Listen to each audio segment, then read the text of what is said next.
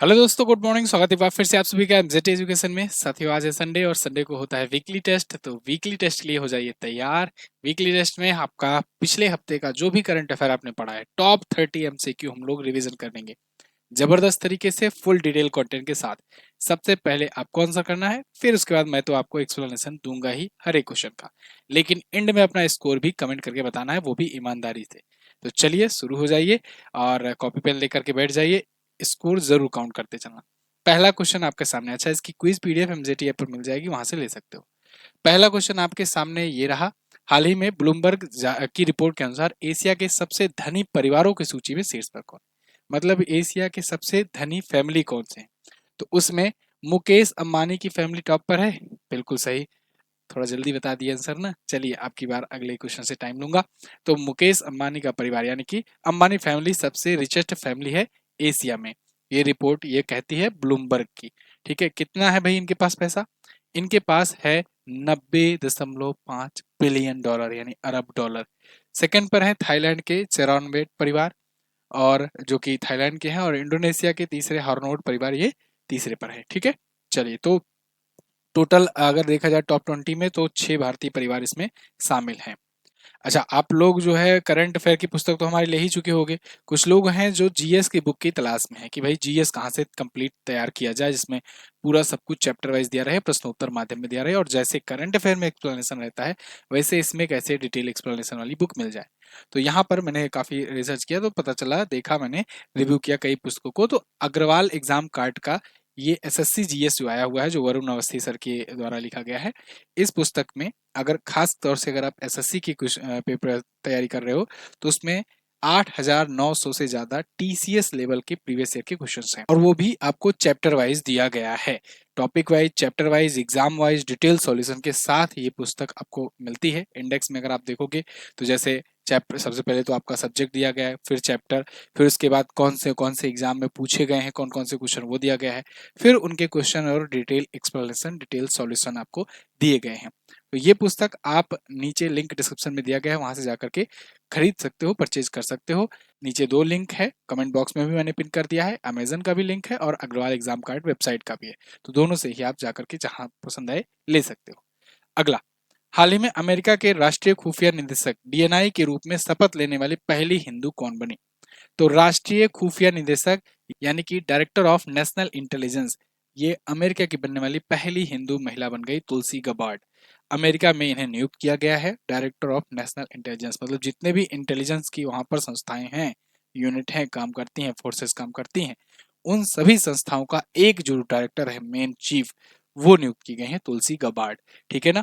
तो director of national intelligence ये शपथ ली हैं। 18 खुफिया एजेंसियां इनके अंदर में काम करेंगी।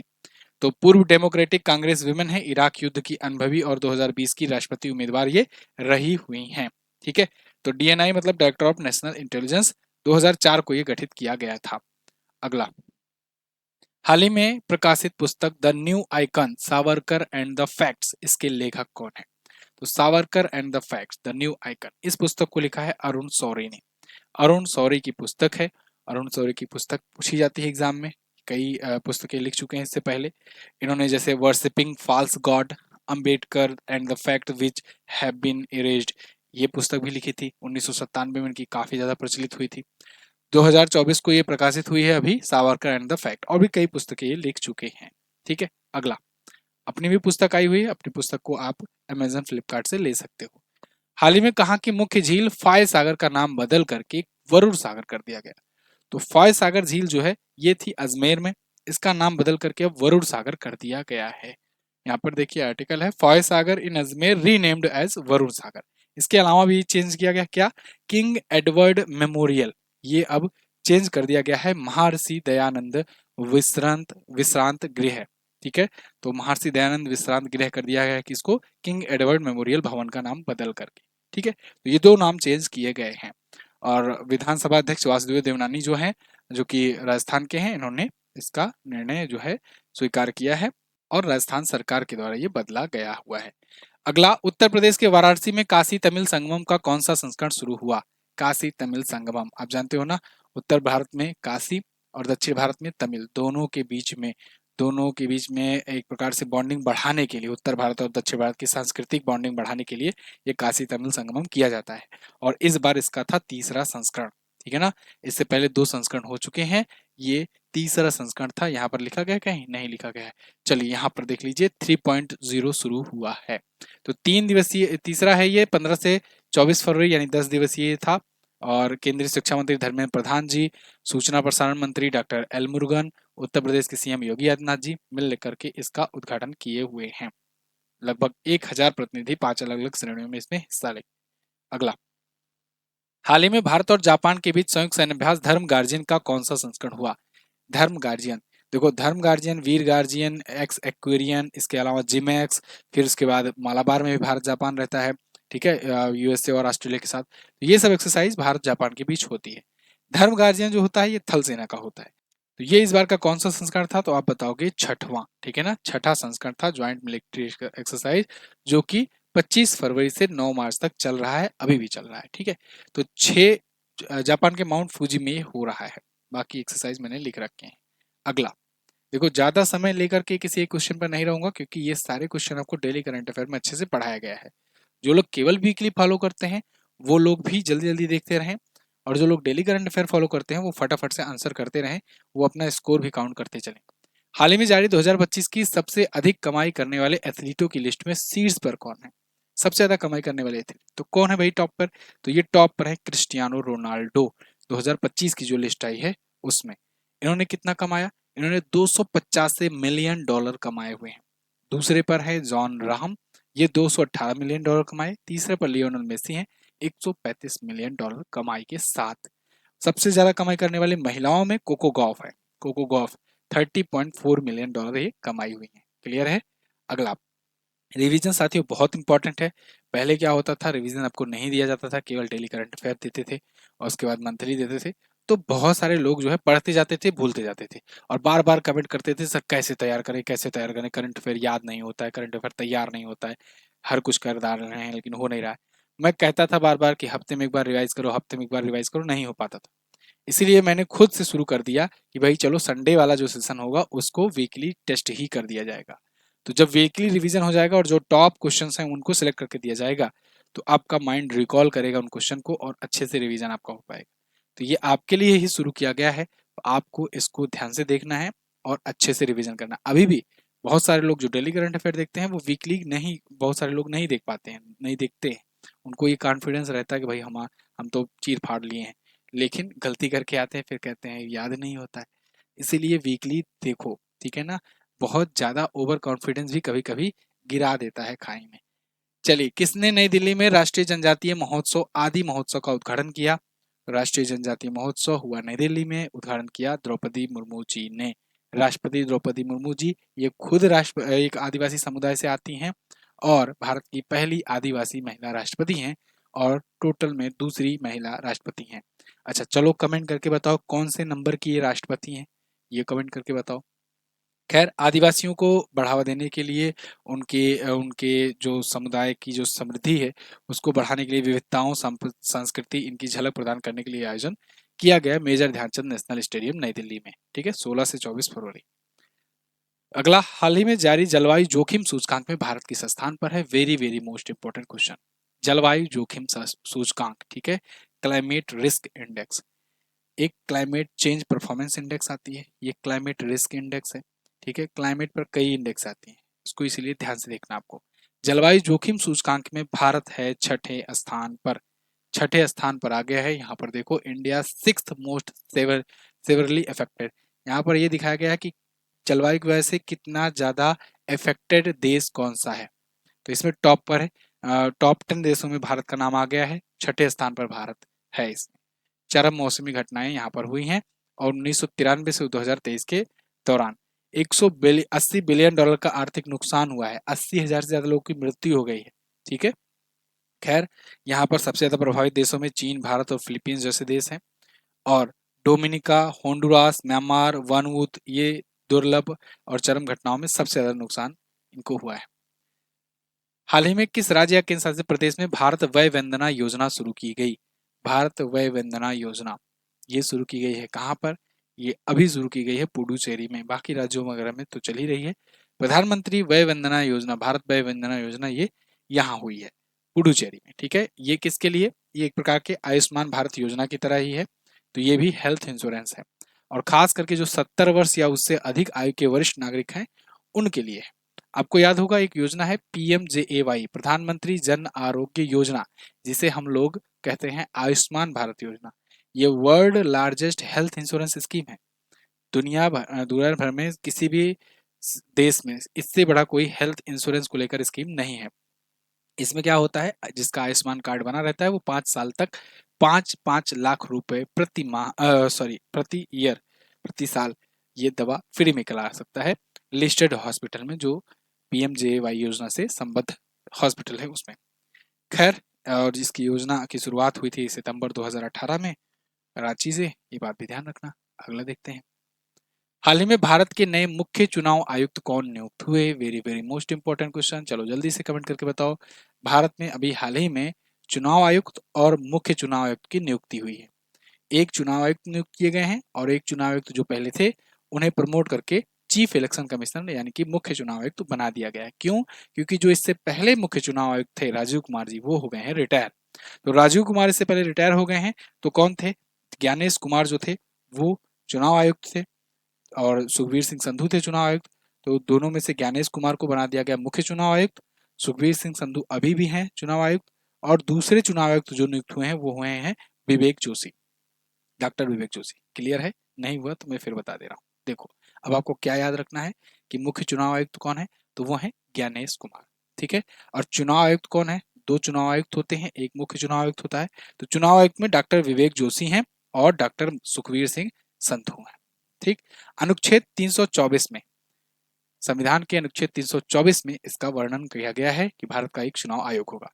1993 के पहले भारत में केवल एक ही चुनाव आयुक्त होता था, जिसे मुख्य चुनाव आयुक्त कहो, चुनाव आयुक्त कहो या कुछ भी कहो। लेकिन उसके बाद 1993 से 3 सदस्यीय हो गया, जिसमें एक मुख्य चुनाव आयुक्त और 2 चुनाव आयुक्त होते हैं। चलिए आगे देखते हैं, इनका कार्यकाल अगर देखना चाहो तो 26 जनवरी 2029 तक रहने वाला है, और राष्ट्रपति नियुक्ति करता है। 2025 के 8वें हिंद महासागर सम्मेलन का आयोजन कहाँ किया गया है? फरवरी 2025 में। तो 8वां हिंद महासागर सम्मेलन ये हुआ कहाँ पर? जल्दी बताओ। मस्कट, ओमान में। कहाँ पर? मस्कट, ओमान में हुआ है। ठीक है, 16 और 17 फरवरी को 8वां संस्करण था, और 2016 से इसकी शुरुआत हुई है। ये थी इसकी theme, travelling the new travelling the new horizons of maritime partnership, ये इसकी थीम थी। विदेश मंत्री गए हुए थे। ब्रिटिश अकादमी फिल्म अवार्ड या कहे बाफ्टा, इनमें बेस्ट फिल्म का अवार्ड किस फिल्म ने जीता है? बाफ्टा अवार्ड ये पूछा जाता है, जैसे अमेरिका में ऑस्कर अवार्ड होता है, अपने इंडिया में फिल्म फेयर है, दादा साहब फाल्के है, इसके अलावा IFFI है, बहुत सारे होते हैं। फ्रांस में ऐसे कांस फिल्म फेस्टिवल होता है, ऐसे ही ब्रिटेन में होता है BAFTA, British academy film and television arts award. तो उसमें बेस्ट फिल्म का अवार्ड मिला है कॉन्क्लेव को। कॉन्क्लेव ये बेस्ट फिल्म चुनी गई है, सबसे ज्यादा अवार्ड भी इसने जीते हैं। खैर, अगर पूरी लिस्ट देखना चाहो तो लिस्ट आपको यहाँ पर दिख जाएगी। Best director Brady Corbet, best actor एरिडन ब्रॉडी, और बेस्ट एक्ट्रेस माइकी मेडिसन को चुना गया है। अगला, association for democratic reform ADR की रिपोर्ट के अनुसार सबसे अमीर पार्टी कौन है, या सब किस पार्टी के पास सबसे ज्यादा धन है? तो किसके पास है भाई? BJP, भारतीय जनता पार्टी, कोई भी डाउट नहीं होना चाहिए। तो देखो, भारतीय जनता पार्टी के पास सबसे ज्यादा पैसे हैं। ये कितना है इनकी कुल इनकम? 4340.47 करोड़। ये तो ADR की रिपोर्ट है। इसके बाद कांग्रेस है दूसरे स्थान पर, 1225.11 करोड़ रुपए इनके पास है। एसोसिएशन फॉर डेमोक्रेटिक रिफॉर्म यानी ADR ये ऐसी रिपोर्ट जारी करता है। रिपोर्ट जारीकर्ता का नाम भी पूछा जा सकता है। अगला, हाल ही में आयोजित परीक्षा पे चर्चा 2025 में निम्न में से किस खिलाड़ी ने हिस्सा लिया? तो परीक्षा पे चर्चा इसका आयोजन किया गया साथियों, PM मोदी हर साल आयोजित करते थे। इस बार PM मोदी ने थोड़ा सा इसको और एडवांस बनाया है। तो PM मोदी ने क्या किया कि पहले तो वो परीक्षा पर चर्चा किए, फिर उसके बाद फिर एक बॉलीवुड सेलिब्रिटी बुलाए, किसको? दीपिका पादुकोण को। उसके बाद फिर कुछ खिलाड़ियों को बुलाए, उन खिलाड़ियों में 3 थी, मैरी कॉम, अवनी लेखरा और सुहास यथिराज। तो इन तीनों को भी बुलाया गया। तो ये चारों नाम याद रखना, ठीक है, परीक्षा पे चर्चा के लिए। तो ये वाले में मैंने आपको ये क्वेश्चन बताया हुआ है कि ये 3 खिलाड़ी आए थे। अगर बॉलीवुड एक्ट्रेस के बारे में पूछा जाए, दीपिका पादुकोण का नाम बताना। ठीक है, अगला, स्टूडेंट को मोटिवेट करने के लिए होता है। दिल्ली का नया मुख्यमंत्री किसे नियुक्त किया गया है? दिल्ली की नई चीफ मिनिस्टर कौन हुए? दिल्ली विधानसभा का चुनाव हुआ, ये सब आपको कवर कराया गया था। इस पर मैंने आपको वीडियो भी दी है। रेखा गुप्ता बन गई हैं दिल्ली की नई मुख्यमंत्री। इन पर भी मैंने आपको वीडियो दी थी। पहली बार विधायक बनी और पहली ही बार विधायक बनते ही ये बन गई चीफ मिनिस्टर ऑफ दिल्ली। और यहाँ पर देखिए, जो सबसे भावी उम्मीदवार माने जा रहे थे प्रवेश वर्मा, ये बन गए डिप्टी सीएम। ये मुख्यमंत्री नहीं बने, जबकि ये नई दिल्ली सीट से केजरीवाल को हरा करके आए थे, लेकिन ये डिप्टी सीएम बने और उससे इनको संतोष करना पड़ा। खैर, ये दिल्ली की सीएम बनने वाली चौथी महिला है, ओवरऑल 9वीं सीएम है। इनसे पहले आतिशी मारलेना सीएम थी, अभी कुछ दिन के पहले, 6 महीनों के लिए बनी थी। उनसे भी पहले शीला दीक्षित जी थी, ये सबसे लंबे समय तक 15 साल तक रही दिल्ली की सीएम। सुषमा स्वराज जी पहली महिला सीएम बनी थी दिल्ली की, ठीक है, सबसे पहले। खैर, उप मुख्यमंत्री प्रवेश वर्मा को बनाया गया है और विधानसभा स्पीकर बनाया गया विजेंद्र गुप्ता को। एक भी सिंगल पॉइंट, एक भी सिंगल डाटा आपका मिस नहीं होगा। अगर आप ईमानदारी से हमारे साथ मेहनत कर देते हो तो करंट अफेयर का सिंगल क्वेश्चन भी आपका नहीं छूटने दूंगा। बस ये जरूर रहना, जो भी वीडियो एमजेटी एजुकेशन प्रोवाइड करे उसको ईमानदारी से देख लेना, चाहे आप वीकली हो, चाहे मंथली हो, चाहे डेली हो, चाहे फिर ट्रेंडिंग टॉपिक की वीडियो हो। जो भी दिया जाता है वीडियो आपके हित के लिए ही दिया जाता है, आपके एग्जाम के लिए ही दिया जाता है। एजुकेशन चैनल है, कोई कॉमेडी चैनल तो है नहीं। तो आप लोग सारी वीडियो देखा करो। आपको मैं जिम्मेदारी देता हूँ कि आपका एक भी सिंगल पॉइंट, एक भी सिंगल क्वेश्चन छूटेगा नहीं, अगर आप ईमानदारी से पढ़ लिए तो। ठीक है, बस समय देना होगा, रेगुलरिटी बनाकर रखनी होगी।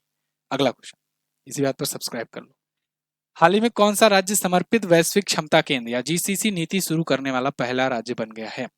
तो ये बन गया है ग्लोबल कॉम्पिटेंस सेंटर पॉलिसी लाने वाला पहला राज्य मध्य प्रदेश। ठीक है, मध्य प्रदेश, एमपी ने किया है इंडिया का पहला डेडिकेटेड जीसीसी पॉलिसी। ठीक है, तो भोपाल में ये शुरू किया गया है।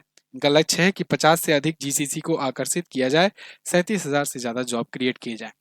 इनसे क्या होगा? जीसीसी पॉलिसी है, इसमें जो पूंजीगत व्यय है, पेरोल है, अपस्किलिंग है, रिसर्च है, इसके लिए प्रोत्साहन का एक संयोजन किया जाएगा। ओके, अगला, हाल ही में किस केंद्रीय मंत्री ने अपशिष्ट पुनर्चक्रण और जलवायु परिवर्तन सम्मेलन का उद्घाटन किया? तो अपशिष्ट पुनर्चक्रण जलवायु परिवर्तन सम्मेलन, इसका उद्घाटन किया भूपेंद्र यादव जी ने।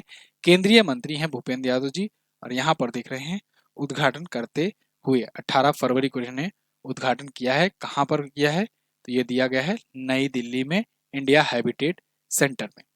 रिसाइकलिंग और पर्यावरण उद्योग संघ भारत के द्वारा ये आयोजित किया गया। लैंडफिल कचरा कम किया जाए, जो कचरा इकट्ठा होते होते पूरा पूरा पहाड़ बन जाता है ना, वो लैंडफिल कचरा कम किया जाए, स्थिरता को बढ़ावा दिया जाए। साथ ही साथ उन कचरों को कैसे रिसाइकल करके और चीज बनाया जा सके, जैसे अभी नितिन गडकरी के बारे में आपने सुना, उन्होंने कहा कि कचरे से सड़क बना देंगे, है ना, कचरे से एनर्जी उत्पादन करेंगे। तो ये रिसाइकलिंग के प्रोसेस हो सकते हैं, इनका कैसे बेहतर उपयोग किया जाए कचरों का, तो ये किया जाएगा। अगला, महिला प्रीमियर लीग 2025 में सबसे युवा डेब्यू करने वाली खिलाड़ी कौन बनी? डब्ल्यूपीएल, अभी डब्ल्यूपीएल चल रहा है, इसके बाद आईपीएल की बारी आएगी। डब्ल्यूपीएल में सबसे युवा डेब्यू करने वाली खिलाड़ी बन गई हैं, महिला खिलाड़ी बन गई हैं जी कमलिनी।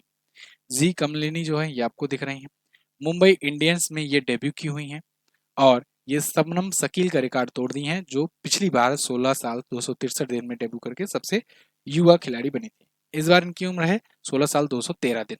ठीक है, चलिए, तो जी कमलिनी याद रखना, मुंबई इंडियंस में आई हैं।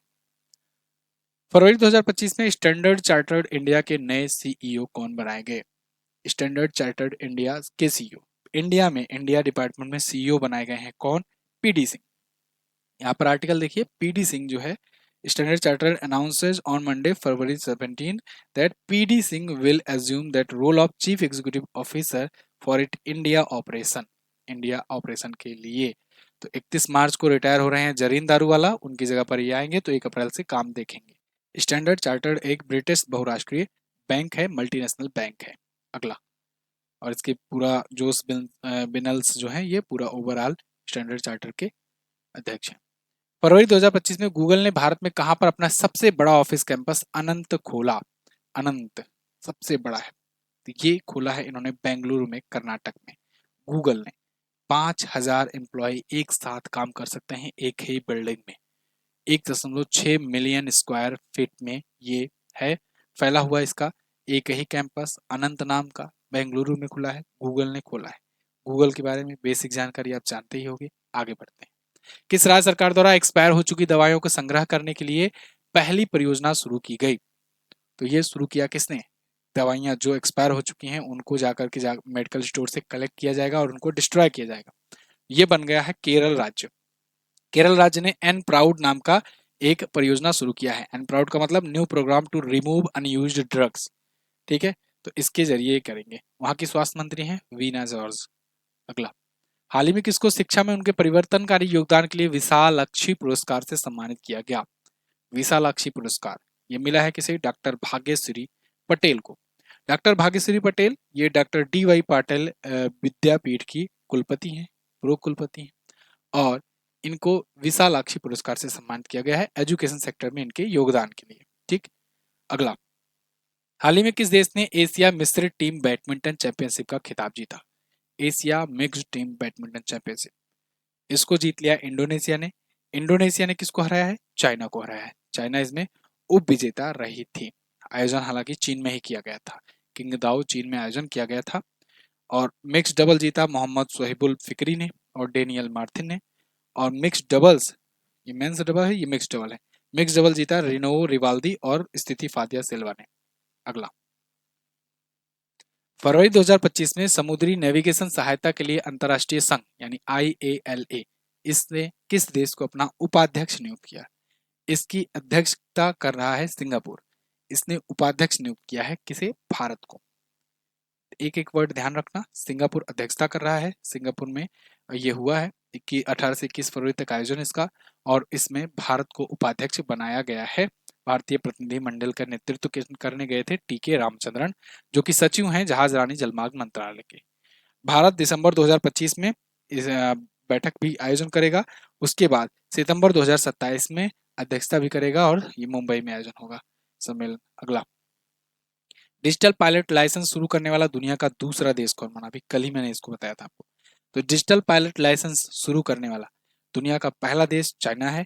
दूसरा देश यहाँ पूछा गया है, दूसरा देश है अपना प्यारा भारत। ठीक है ना, चाइना है कौन सा देश भाई? फर्स्ट, पहला देश। फटाफट से आंसर करते रहो। तो यहाँ डिजिटल पायलट लाइसेंसिंग से क्या होगा? लाइसेंसिंग चीजें बढ़ेंगी, जल्दी जल्दी लाइसेंस प्रोवाइड होंगे। जो नागरिक जो सिविल एविएशन वाले जहाज वाले हैं उनके, फाइटर प्लेन के पायलट नहीं। अगला, उत्तर प्रदेश के वित्त मंत्री सुरेश कुमार खन्ना ने वित्तीय वर्ष 2025 के लिए कितने रुपए का बजट पेश किया? यूपी के बजट की बात हो रही है। तो उत्तर प्रदेश का बजट अब तक का उत्तर प्रदेश के इतिहास का सबसे बड़ा बजट रहा, और साथ ही साथ यह हर बार वैसे अपना इतिहास तोड़ते हैं। दूसरा चीज ये भी हुआ है कि भारत में किसी भी राज्य की अपेक्षा सबसे बड़ा बजट उत्तर प्रदेश का आया है। कितना आया है? 8.08 लाख करोड़ रुपए का बजट। ये बहुत हैवी बजट है। इस पर मैंने आपको वीडियो दी है डिटेल से, उसको आप देख सकते हो किस किस सेगमेंट में कितना खर्च हुआ है। जो लोग यूपी स्पेशल एग्जाम तैयार कर रहे हो उन्हीं के लिए ये ज़्यादा इंपॉर्टेंट है। तो वो लोग जो वीडियो मैंने दी हुई है उसको जाकर देख लेना। ठीक है, बाकी लोग जो है मोटा मोटा जान लो 8.09 लाख आसपास या 08 लाख के लगभग में ये बजट था। और सुरेश कुमार खन्ना जो कि छठी बार बजट पेश किए हैं, योगी सरकार का ये 9वां बजट है और ये पेश किया गया है। स्वामी विवेकानंद युवा सशक्तिकरण योजना के तहत 49.86 लाख खर्च किए जाएंगे। रानी लक्ष्मीबाई स्कूटी योजना मेधावी क्षेत्रों को स्कूटी देने के लिए है, छात्राओं को। अगला, सोल इंडिया लीडरशिप सम्मेलन, इसके पहले संस्करण का उद्घाटन किसने किया? सोल इंडिया लीडरशिप, इसका पहला संस्करण हुआ है और नरेंद्र मोदी जी ने, PM मोदी ने इसका उद्घाटन किया है। और इसमें इंटरेस्टिंग बात यह रही कि भूटान के प्रधानमंत्री भी इसमें शिरकत किए। दासो सेरिंग टोबगो ये 20 से 22 फरवरी तक भारत यात्रा पर थे और इन्होंने इसमें मतलब उपस्थिति दर्ज की। भारत मंडपम में यह आयोजन किया गया और इसका उद्घाटन किया PM मोदी ने। ठीक है जी, पहला संस्करण था। सोल का मतलब स्कूल ऑफ अल्टीमेट लीडरशिप। अगला, हाल ही में सबसे तेज 200 वनडे विकेट लेने वाले भारतीय गेंदबाज कौन बने? 200 वनडे विकेट सबसे तेज लेने वाले भारतीय, और ओवरऑल दुनिया में दूसरे सबसे तेज गेंदबाज लेने वाले तो बन गए हैं मोहम्मद शमी अहमद। अभी बांग्लादेश के खिलाफ भारत ने मैच खेला था, भारत जीता मैच, तो उसमें ये 5 विकेट लिए थे और इसी के बाद इनके नाम ही बन गया रिकॉर्ड। 200 विकेट इन्होंने कंप्लीट किए महज 104 मैचों में 102 मैच में मिचेल स्टार्क इससे आगे हैं। बाकी दुनिया के दूसरे ये सबसे तेज 200 विकेट टेकर है। अच्छा, दूसरा भारत में सबसे तेज है। एक और रिकॉर्ड बना, रोहित शर्मा का 11,000 रन पूरा हुआ, वनडे रन। दूसरे सबसे तेज ये खिलाड़ी बन गए हैं विराट कोहली के बाद 11,000 रन बनाने वाले। ठीक है, दुनिया के 10वें, भारत के चौथे। हाल ही में भारत के मुख्य आर्थिक सलाहकार वी अनंत नागेश्वरन का कार्यकाल बढ़ाया गया है। कितने वर्ष के लिए बढ़ाया गया है? क्वेश्चन आप जल्दी से आंसर कीजिए। वी अनंत नागेश्वरन वही हैं जिन्होंने अभी आर्थिक सर्वेक्षण रिपोर्ट पब्लिश की थी भारत, जिन्होंने अभी रिसेंटली आर्थिक सर्वेक्षण रिपोर्ट तैयार की थी भारत के लिए, और उसके बाद उसको वित्त मंत्री ने पेश किया था। इनका कार्यकाल 2 वर्ष के लिए बढ़ाया गया हुआ है। ठीक है, तो यानी अभी 27 तक, 2027 में मार्च में ये जाकर रिटायर होंगे, 2 बार और आर्थिक सर्वेक्षण रिपोर्ट पब्लिश करेंगे। खैर, 2 साल की अवधि का एक्सटेंशन मिला है। भारत के पहले मुख्य आर्थिक सलाहकार थे जे अंजारिया। ठीक है, तो ये थे टॉप 30 क्वेश्चंस। अब रिवीजन वाला पॉइंट देखो। रिवीजन में ये दिवस और थीम है, इनका आप रिवीजन कर लेना। इस वीकली में देखो मैं देता हूँ 30 क्वेश्चन, लेकिन उसके अलावा भी बहुत सारे क्वेश्चन रहते हैं। जैसे ये दिवस थीम नहीं लिया गया, कोई नियुक्तियां हुई तो अनइम्पॉर्टेंट नियुक्तियां हुआ, वो सब नहीं लिया गया, तो वो सब टेबल में आपको दे दिया जाता है। जैसे यहाँ पर आप देख लो, ये दिवस हो गया, इसके बाद इधर और आयोजन सम्मेलन हो गया, इसका रिवाइज कर लेना। ये सब आपको पीडीएफ में मिल जाएगी। निधन जो प्रमुख होते हैं इनका मैं आपको लिस्ट दे देता हूँ, उनका रिवीजन कर लेना। महत्वपूर्ण सूचकांक जो आते हैं उनका रिवीजन कर लेना। देखो, भ्रष्टाचार धारणा, जलवायु जोखिम, लॉजिस्टिक्स, परफॉर्मेंस। ठीक है, इसके अलावा ये देखो कहाँ कहाँ पर युद्ध हुआ, किसकी किस्मत, ये सब आपको पीडीएफ मिल जाएगी। कहाँ पर? टेलीग्राम पर। टेलीग्राम ग्रुप ज्वाइन कर लो। टेलीग्राम पर जाना, वहाँ पर एमजेटी एजुकेशन सर्च करना, ग्रुप मिलेगा, उसको ज्वाइन कर लेना। Thank you so much. बाकी जिनको हमारी पुस्तक चाहिए वो ऑर्डर कर सकते हो, और जिनको एसएससी जीएस चाहिए वो डिस्क्रिप्शन में लिंक दिया गया है, जाकर वो पुस्तक ले सकते हो अगर एग्जाम कार्ड का। Thank you so much. जय हिंद, वंदे मातरम।